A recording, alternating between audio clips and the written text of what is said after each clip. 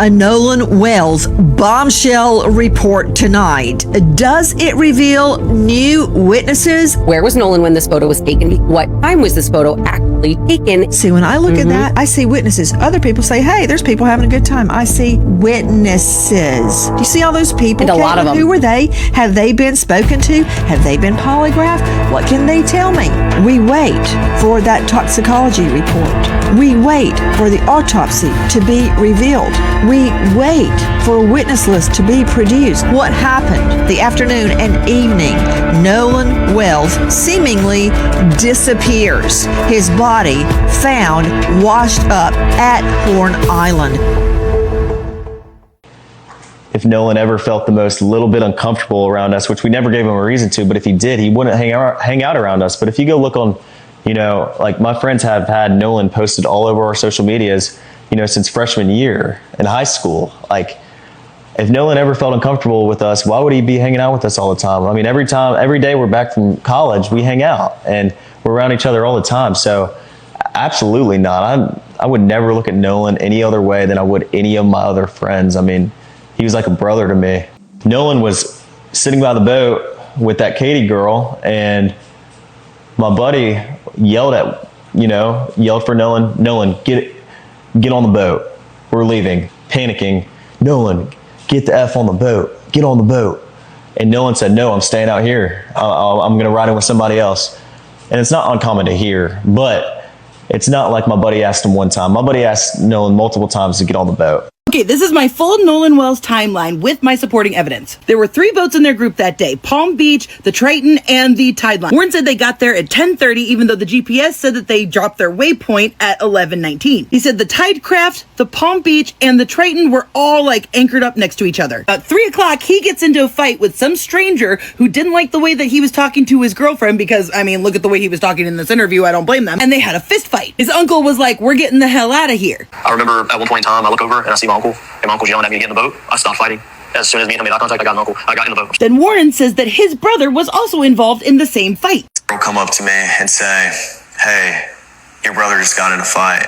And obviously, I have a younger brother, and that's what she was talking about, and I was freaked out. So I walked over to the beach, and I didn't walk over. I ran over. I made a beeline, talked to anybody, put my drink down, and walked over there. And my brother was kind of angry, and there's a lot going on, but someone was getting pulled away. I don't know who it was. And my brother was like, oh, I just got in a fight. And this guy punched me in the face, and I punched him right back. Then I went to the ground. My brother put him in an armbar. And was Nolan involved in any of this? Absolutely not. When I was over there, there was a bunch of younger guys like my brother's age. And Nolan, I never saw Nolan over there. No. Absolutely not. And, okay, sorry, I just lost my train of thought. So you get ready to go. There's an issue with the boat. Okay, yeah. And this is let's up to that. So the fight happened, your brother, the scuffle. I'm assuming that it was cleared up. Right. You got your brother out of this situation. And then how did you find out that this boat is sinking? Well, I walked back over, and we're probably around each other for a little bit.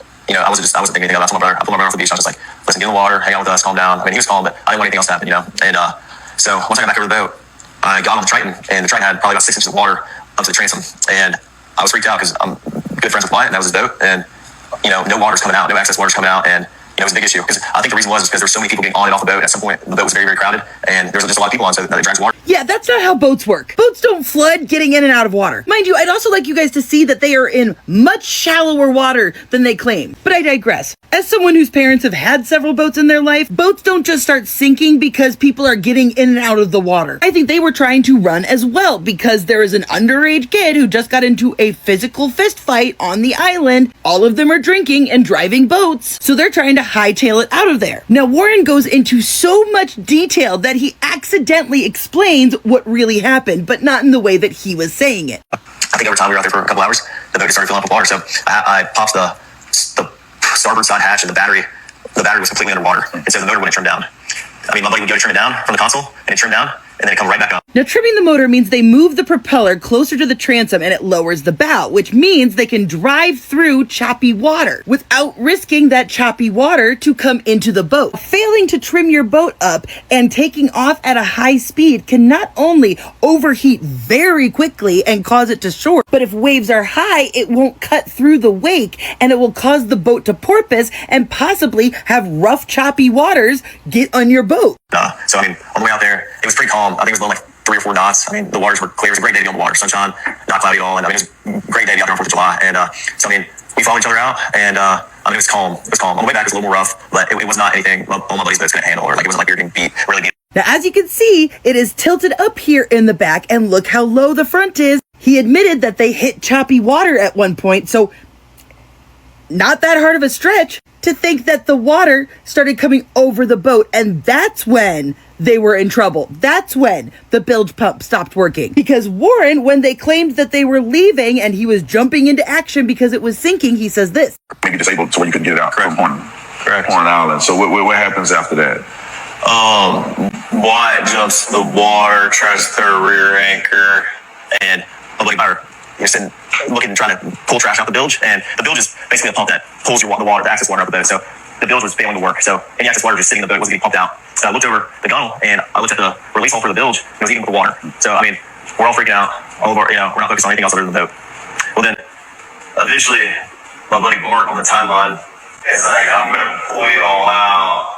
So even though they were still on the island, he jumps out and throws out an anchor? Why did they pull the anchor up to begin with if they were sinking? If they were sinking, why was Bart offering to tow them out?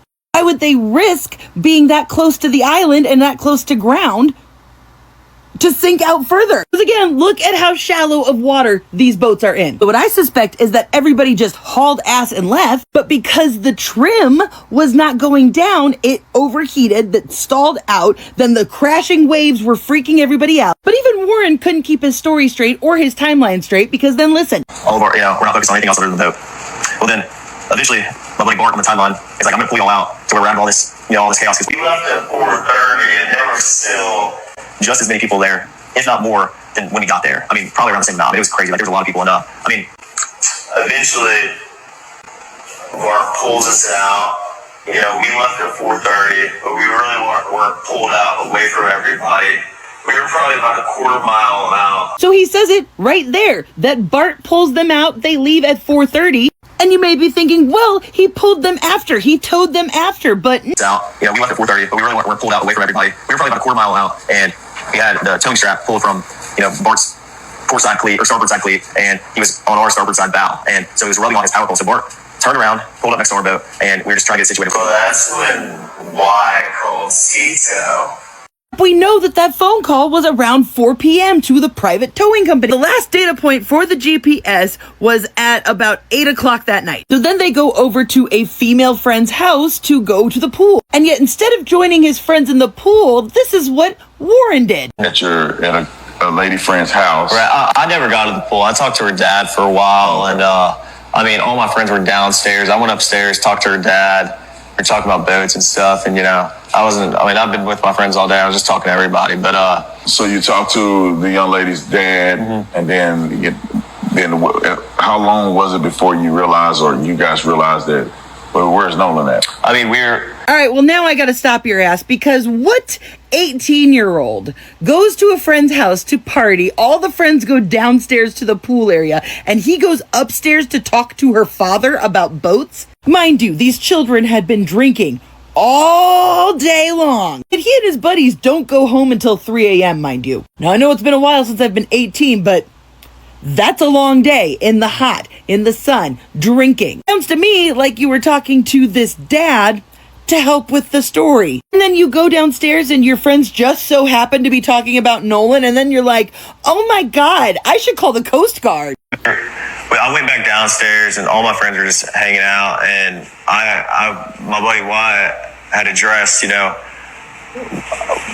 talk about Nolan. And I was like, well, where is Nolan? Have y'all heard from him? It just seems pretty convenient that after his powwow upstairs with the father of his friend, he comes downstairs and then all of a sudden they start talking, have you seen Nolan? No, I haven't seen Nolan. Have you seen Nolan? Maybe we should call this person. We should call his mom. Almost seems like they actually go back downstairs after talking about what they should do about the situation with the dad, or whatever it is they were really doing at that time, came downstairs and started talking about Nolan publicly so that everybody at the party could be organic witnesses to when the conversation happened. Because he kept contradicting himself. He kept saying, I wasn't too worried about it, but then also we know that they can kill people. But also, maybe I would just call the Coast Guard, just to make sure it's okay. I'm so mad I didn't save it, but in one of these interviews, they said that Katie was supposed to come to the party with them later, which is why Nolan said he was going to hang back with her. So why would they dry snitch to their friend's mom before getting in contact with Katie? So as I was making this video, I caught something so big it changes everything. Throughout this entire interview, Warren insisted that Bart's boat was a tide line. He was so sure of it, said it over and over and over again, claimed that there were 20 to 30 people on that boat. By the way he talks about boats and the equipment and stuff, it seems like he has some general knowledge of it and knows a lot about boats. So maybe y'all can tell me why, in this report, when they gathered the GPS evidence, does it say that Bart was driving a tide craft, not a tide line? They're entirely different designs, purposes, manufacturing styles. Mind you, this is what tide crafts look like. They ain't fitting 20 people on them. This is more what tide line boats look like, y'all. So did Bart bring 2 boats with him? As Warren said, Bart's dad was originally supposed to go with them. Tide line boats don't fit 20 people either. So was there a 4th boat out there? Departed, was not handed over immediately is a question that has not been answered publicly. The family's legal team flagged it. Independent investigators flagged it. And it remains, as of this telling, one of the more documented and specific gaps in how information was handled in the hours after Nolan went missing. What the friends knew that night and what they chose to share are not the same list. When you line up every verified data point in this case, the GPS logs, the CTO call record, the Marine Patrol report, and the statements given by the friends across multiple interviews, a specific picture emerges. Not a theory. Not speculation. A documented sequence with holes in it that the evidence itself identifies. Here is what the record actually shows. At 9:56 a.m. on July 4th, the boat departed a private dock on El Camino Real Road in Ocean Springs. That timestamp comes directly from GPS data released by the Mississippi Department of Marine Resources. At 11:14 a.m., the vessel arrived at the western tip of Horn Island. From that point through approximately 3 p.m. the group was on the island. Nolan was photographed. He was seen by multiple people. He was present and accounted for. At approximately 3 p.m., Warren Hudson says he saw Nolan for the last time. That is his stated account, given to investigators and repeated in a recorded interview. Around the same window, the altercation on the beach had already taken place or was actively escalating. The group was preparing to leave. Now here is where the timeline fractures. Warren said in his interview that when he last saw Nolan was in shallow water near the boats, neck deep, relaxed with Katie nearby. That description places Nolan in relatively shallow, calm conditions at 3 p.m. But the CTO call, placed at approximately 4 p.m., reported the boat in 31 feet of water near the northwest tip of the island. Between Warren's 3 p.m. account of Nolan in neck-deep shallows right next to the anchored boats, and the 4 p.m. distress call placing the vessel in deep open water, there is an unaccounted for hour, and no GPS track data on Bart's boat to show any movement during that window. How does a group go from shallow, anchored water to 31 feet of open water in under an hour, with a boat that had a failing bilge pump, a submerged battery and no functioning engine to speak of, and leave no movement record behind? Warren's own explanation for the engine situation adds another layer. He stated that the boat had been sitting in water long enough for the battery to become completely submerged. If that is true, the vessel had no working power source. And yet the CTO call itself was made on a working phone, with GPS coordinates pulled from a functioning device, and the caller discussed wanting the boat unsunk and towed back to either the Ocean Springs Harbor or the Fort Bayou launch. Those are not the actions of a group whose boat had been silently flooding at anchor for hours with nobody noticing. At 4:31 p.m., the GPS confirms the boat departed Horn Island. That timestamp is clean and uncontested. What follows is where Warren's interview account and the GPS data split apart in a specific, documentable way. Warren stated in his interview that after leaving the island, the group ran the boat fast toward Fort Bayou to push the remaining water out of the hull, and that they went directly there without stopping at the dock first. He said a few of them jumped in the water at Fort Bayou so that Wyatt could put the plug back into the boat. The GPS record shows something different. After departing Horn Island at 4:31 p.m., the vessel returned first to the El Camino Real Road dock, arriving at approximately 5:44 p.m. Only then, 8 minutes later, did it depart that dock and head into Fort Bayou, arriving at 5:52 p.m. It returned to the dock again at 6:06 p.m. The boat did not go directly to Fort Bayou. It stopped at the dock first. Warren said it did not. That is not an interpretation. That is a direct conflict between a stated account and a timestamped GPS record. At 7:19 p.m., the vessel moved to the Fort Bayou boat launch. From there it was placed onto a trailer and transported overland to a residence in Biloxi. The tracking data confirms it traveled overland, indicating it was being hauled by a vehicle. By that point, Nolanwells had been missing for hours. His phone, according to his mother Christine Wansley, was in his friend's possession. His parents would not learn he was gone until that night, when the call started and the pieces stopped adding up. Every timestamp above comes from an official record. Every contradiction comes from placing those records next to the words of the people who were there. Every case has a context that exists beyond the immediate facts. In the Nolanwells case, that context has a political dimension that is documented, traceable, and worth examining carefully, not because it proves anything on its own, but because it answers a question many people following this case have been asking since the beginning. How did this situation get managed as quietly and as quickly as it did? Start with the dock. The private dock used as the group's departure and return point on July 4th belongs to the grandparents of Jack Spatalo. His family owns a pharmacy in the area. That alone would be unremarkable. But Jack Spatalo's great-grandfather, George Patalo Sr., was appointed to serve on the staff of Mississippi Governor Cliff Finch. Finch served as governor from 1976 to 1980. Before that he held a seat in the Mississippi House of Representatives from 1960 to 1964, a period during which he publicly supported racial segregation.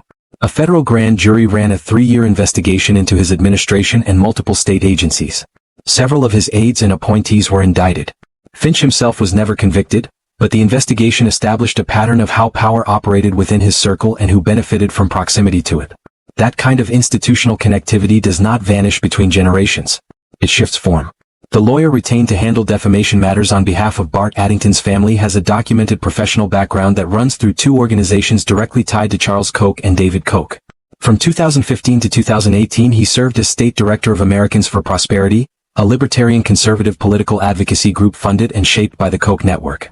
From 2018 to 2020 he held the role of Vice President at Stand Together, a Koch-affiliated nonprofit operating in parallel.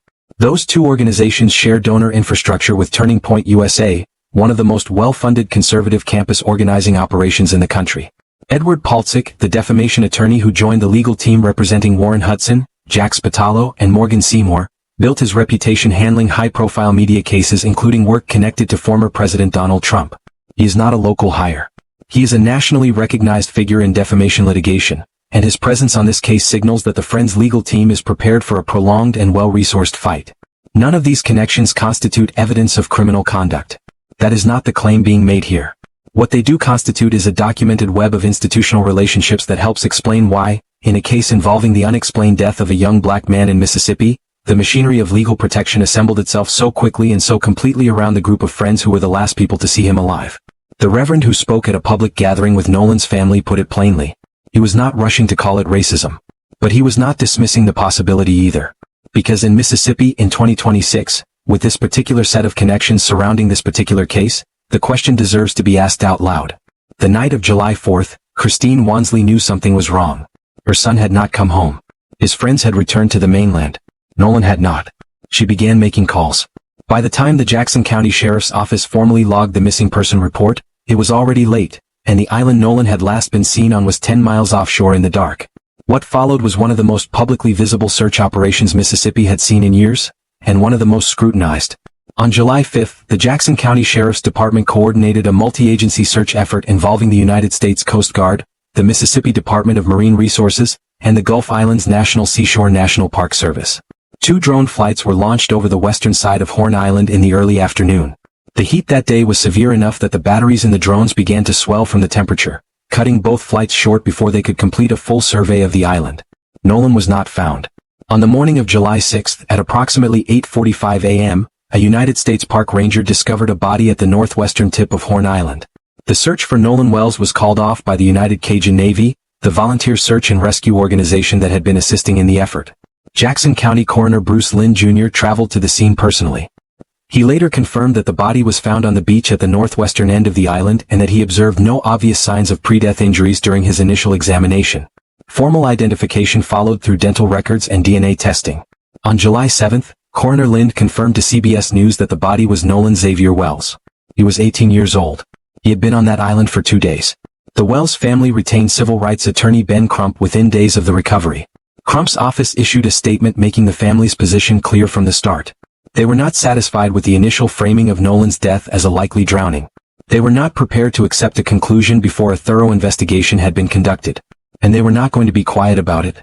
Ben Crump announced that the full investigative findings would be presented to a grand jury once the case was complete. District Attorney Angel Myers McElrath confirmed publicly on July 23 that the official autopsy report from the Mississippi State Medical Examiner's Office would be sealed and withheld from public release until a grand jury had the opportunity to review it. Every death in the county that is not of natural causes or a non-criminal vehicle accident, she explained, goes before the grand jury. That process was now formally underway. The official state autopsy was completed as of July 31st. Its findings have not been made public. In parallel, the family commissioned an independent autopsy. Former NFL quarterback Colin Kaepernick publicly announced he would cover the cost. The examination was conducted by Dr. Roger Mitchell, a board-certified forensic pathologist and president of the National Medical Association. Nolan's body was transported to Washington, D.C. for the procedure. The preliminary findings were announced on July 22 at the 117th NAACP National Convention in Chicago, where Ben Crump was joined at the podium by NAACP President and CEO Derek Johnson and Reverend Al Sharpton. Dr. Mitchell's report found no fractures anywhere on the body. No deep tissue injuries were identified. No lacerations were present on the skin. The independent pathologist did note the presence of red discoloration in the soft tissue at the back of Nolan's head, though no underlying skull fractures were found to accompany it. Cause of death was listed as undetermined. Manner of death was listed as undetermined pending further investigation. Crump highlighted one specific observation from the report at the press conference. The pathologist noted that in cases involving suspected drowning, it is forensically significant to establish how the person entered the water, whether they were conscious or unconscious at the time, and whether entry was forced or unforced. Dr. Mitchell's preliminary examination could not determine either. Those remain open questions. One procedural detail from the state autopsy also drew attention. During the initial Mississippi examination, a portion of Nolan's throat was removed for internal inspection. Forensic pathologists have noted this is not an uncommon practice during autopsy procedures. However, it does complicate the scope of any secondary examination conducted afterward, as the removed tissue is no longer available for independent review in its original state. Ben Crump's team also announced they were working with oceanic engineering experts to examine why Nolan's body was found at the northwestern tip of Horn Island, the same general area where he was last confirmed to have been seen alive. Attorney Eric Hertz was named as the lead investigator on the independent inquiry. Crump's team opened formal dialogue with District Attorney McElrath's office about a potential joint inspection of phones connected to the case. The DA indicated openness to reviewing evidence the independent team had gathered. Tyler Perry covered the cost of Nolan's funeral. Services were held at Centerpoint Church in Ocean Springs. His parents, Christine and Elmore Wansley, buried their son while the investigation into how he died was still wide open. Approximately 60 witnesses had been interviewed by late July. The official autopsy was sealed. The grand jury process had begun. And the answers the family was demanding were still nowhere close to arriving. If you want to follow every development in this case as it happens, subscribe to Unsolved Files right now. This investigation is not over. Neither are we. As of August 2026, no official determination has been made on the manner of Nolanwells' death. The state autopsy is complete and sealed. The grand jury process is underway. And the people who were on that island with Nolan on July 4th are no longer staying quiet. They are lawyered up, publicly organized, and pushing back hard. On August 7th, Warren Hudson and Jack Spatalo returned to Horn Island. They went with their attorneys, Edward Paltzik and J. Tyler Cox, who described the purpose of the visit as an effort to understand the island's layout and dynamics. They stated clearly they were not there to gather evidence. Paltzik, whose background in defamation litigation includes high-profile national cases, said he needed to see the island himself. The visit was photographed and reported by CNN. Their legal team has been equally public in its positioning. In a joint statement, Paltzik and Cox described their clients, Warren Hudson, Jack Spatalo, and Morgan Seymour, as completely innocent young men who had nothing whatsoever to do with the death of Nolanwells. A Give Send Go fundraising campaign was launched on behalf of all three, framing them as individuals who had been wrongly blamed online. As of the most recent available reporting, that campaign had raised over $90,000, designated for anticipated legal expenses and potential defamation claims. Mississippi Public Safety Commissioner Sean Tindall stepped in publicly during this same period to address a different problem the case had generated. A fake toxicology report had begun circulating on social media, purporting to contain official findings about Nolan's cause of death. Tindall issued a direct public warning that the document was fraudulent and urged anyone who had seen it not to spread it further. The speed with which misinformation moved through this case reflects just how much public attention it had drawn, and how much that attention concerned those with something to protect. Ben Crump's independent investigation remained active. His team continued working with oceanic engineering specialists to analyze why Nolan's body was found at the northwestern tip of Horn Island, the same location where he was last confirmed to have been alive. Attorney Eric Hertz, leading the independent inquiry, maintained open lines of communication with District Attorney Angel Myers McElrath's office regarding a potential joint inspection of phones connected to the case. That inspection had not been completed as of the latest available reporting. Approximately 60 witnesses had been formally interviewed by investigators. The official findings remained sealed. The friends had lawyers. The family had lawyers. A grand jury had been convened. And somewhere between all of it, the most basic question in this case, what actually happened to Nolanwells between 3 p.m. and the moment his body was found 2 days later, remained without a verified, publicly documented answer. Christine Wansley has been consistent in what she is asking for. Not a verdict. Not a conviction. Answers. The truth about what happened to her son on a holiday that was supposed to end with him coming home. It has not ended yet. Nolanwells was 18 years old. He was an athlete. He was somebody's son. He left for a holiday and never came back, and as of today, nobody has been held accountable for that. The grand jury is meeting. The autopsy is sealed. The GPS tracks are gone. The phones have not been jointly inspected. The witnesses have lawyers. And the family is still waiting. What happened between 3 p.m. on July 4th and the morning of July 6th, when a park ranger found Nolan's body at the edge of that island, has not been fully explained by anyone with the authority to explain it. That is why this case stays open on this channel until there are real answers. Subscribe to Unsolved Files. Drop your thoughts in the comments below. And if you were on Horn Island that day and you know something, the Jackson County Sheriff's Criminal Investigations Division is still taking calls.